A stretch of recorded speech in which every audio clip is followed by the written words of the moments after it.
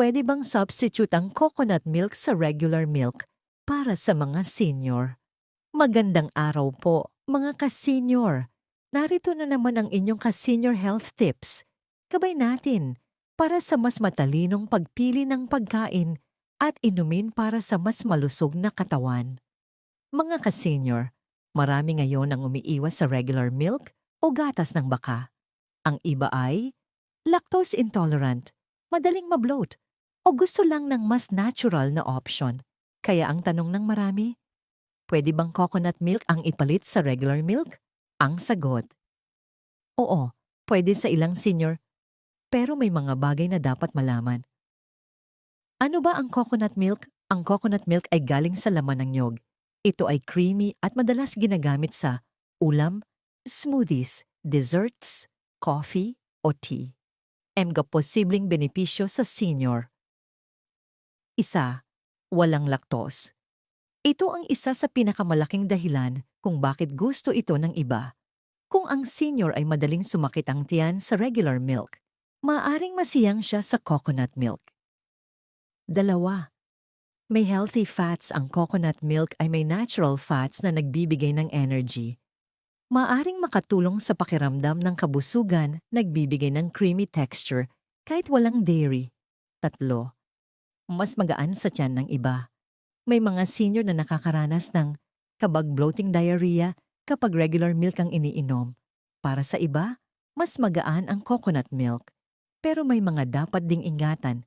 Isa, mataas sa saturated fat. Mga ka-senior, kahit natural ito, mataas pa rin ang coconut milk sa saturated fat. Kapag sobra, maaring makaapekto sa cholesterol, hindi maganda sa may heart condition. Ikalawa, hindi kasing taas ng protein ng regular milk. Ang regular milk ay may protein at calcium na mahalaga sa muscles at bones. Ang coconut milk ay hindi ganon kataas sa protein. Tatlo, hindi lahat ng packaged coconut milk ay healthy. May ibang products na may dagdag sugar, artificial flavoring, preservatives, kaya mahalagang magbasa ng label. So, pwede ba talaga? Oo, pwedeng itong alternative para sa ilang senior, lalo na kung lactose intolerant. Pero tandaan, dapat nasa tamang dami, hindi sobra, at dapat balance pa rin ang overall diet. Mas maganda kung unsweetened coconut milk, hindi araw-araw sobra-sobra, may sapat pa ring protein at calcium mula sa ibang pagkain. Mensahe para sa mga ka-senior.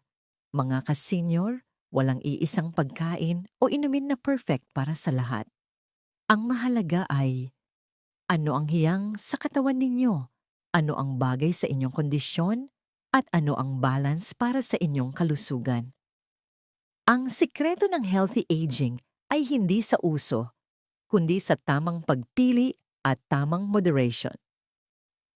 Kung nakatulong po ang video na ito, huwag kalimutang i-like, i-share at mag-subscribe para sa mas marami pang ka-senior health tips. Muli, ito ang inyong ka-senior health tips.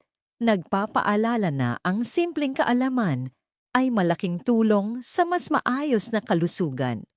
Ingat po kayo lagi at God bless.